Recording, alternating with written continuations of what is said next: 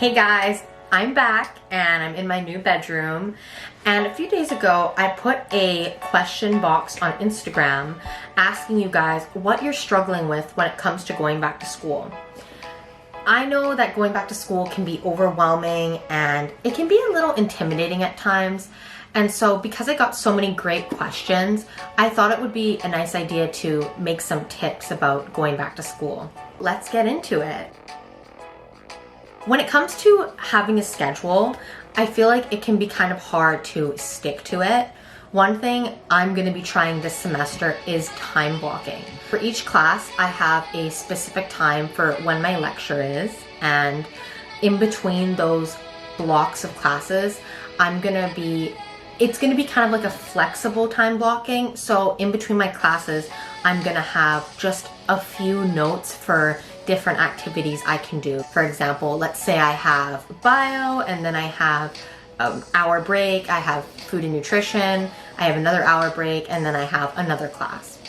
In those hour breaks, I would think about doing something like working out, having lunch, homework session, or if there's something I really want to do, like my bullet journal, like I have a spread that I really want to get done for a special day or something, that's something I would schedule in this time blocking. This helps you set up your day, you can be organized, and that way if you have those priorities, you can box them in and make sure you get them done. I think the most important thing to realize when staying on top of work, you have to prioritize what is important and what can be saved for later. You have to ask yourself, what needs to be done right now? And if you can put it off, I'm not saying put off everything you can, but if there's something that you know is #1 priority, then you know that you need to get that done first. Don't procrastinate, because procrastination leads to stress and way more anxiety than there needs to be. A lot of us are going to be doing school online for the very first time. My recommendations are to keep an open mind, don't be afraid to ask for help, and put in the extra effort to get the most out of your learning experience. I think that if you do really need help with something, you shouldn't be afraid to ask. It's no different than if you actually go see a prof or a teacher at their appropriate allocated time. The hardest part about online school is that accountability factor and making sure we can manage it. So again, having a set schedule or routine can really help you make sure you get that homework done and attend your classes. For those people that are actually going into school, I think the best thing you can do to avoid getting sick is to be prepared. Don't let your safety not be something you can control. Wear your mask, bring hand sanitizer, even wear gloves if you want to. Don't allow yourself to be vulnerable to the coronavirus or any other sickness for that matter. Be prepared. This is something I'm personally struggling with as well. I really don't like to not work, but one thing that I'm trying to do is I'm trying to focus on school. You know, there is a reason for why things happen the way they do. I also am trying to think of this as a more time for me situation. So instead of working, I can be doing something for myself, my bullet journal, or I can invest extra time into my homework. There's also a lot of other ways to make money other than working. If you ever declutter anything in your house, you can also make a few extra bucks by selling clothes online, old pieces of furniture. Make use of your local online shops, because you'd be surprised what some people are willing to pay for things you no longer want. Burnout is mental, emotional, and physical exhaustion. So I talked about burnout in one of my self-love reminder videos. Burnout is when we overemphasize one area of our life. For example, that would be putting extra emphasis on school and not thinking about any other priorities. Imagine you have a life pie. Make school one portion, maybe you have a certain hobby like a sport or something, another section, you have family time, cooking, self-care, whatever. The more pieces of your life pie you have, the more of a balanced life you will have. It's important to not let your whole life be defined by school. You're so much more than your grades. You are a plethora of different things, and there's a lot more to be said about you than a grade on a paper. This is another thing that I find really difficult with school, especially when you start to get into the brunt of it and you've got midterms every week, you have different quizzes, projects. So for me, I try to take everything one step at a time. Again, going back to your priorities. What do you have to get done right away? What can you save for later? And what is not even important? For example, I don't know if I should be recommending this, but in bio, in my classes, I found that the mandatory textbook readings are not so mandatory. For me, I would skip something like a mandatory textbook reading, and I would go on Khan Academy and find out what I really need to know. But hey, that's just me. I think it's really hard to stay engaged, especially for a lot of us. We're going to be at our homes.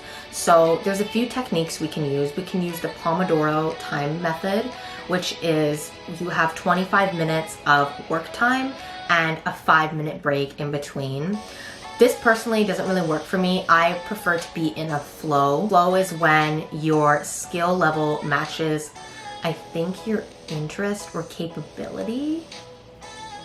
I have to go back and check my psych notes. But that is another thing. You can work when you're in a flow, and if you're not in a flow, do something that's gonna be more productive for you. For example, yesterday I was in a class and I knew I wouldn't be able to start that class until I cleaned my bedroom. That was a more productive use of my time, and by the time I finished cleaning my bedroom, I was ready to sit down and do my class. Another way to stay engaged is to turn your cell phone off, delete social media apps, or turn all your notifications off.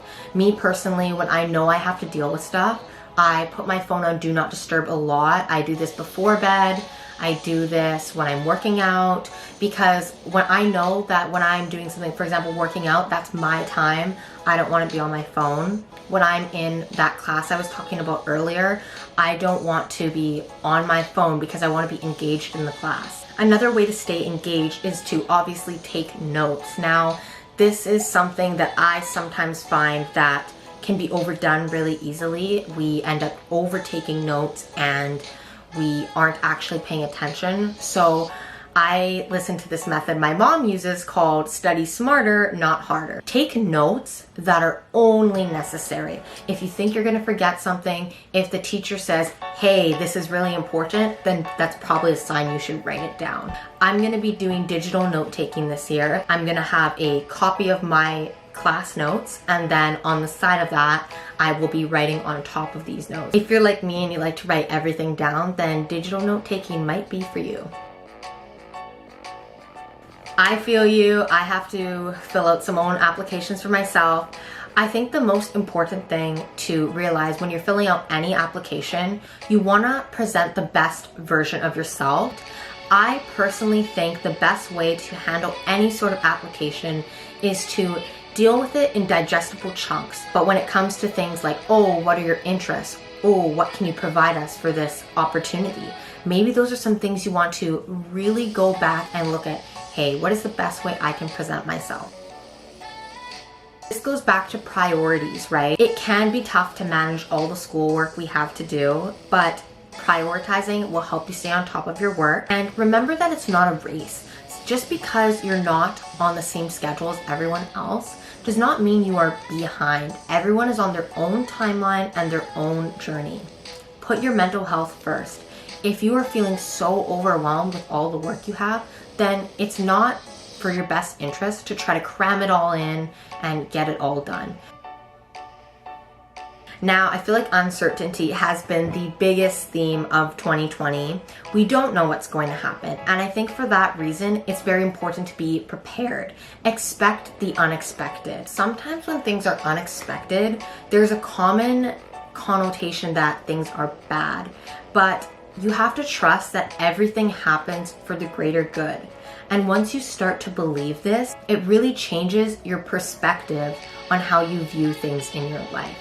When you have a more positive outlook, you tend to see that more positive things happen to you.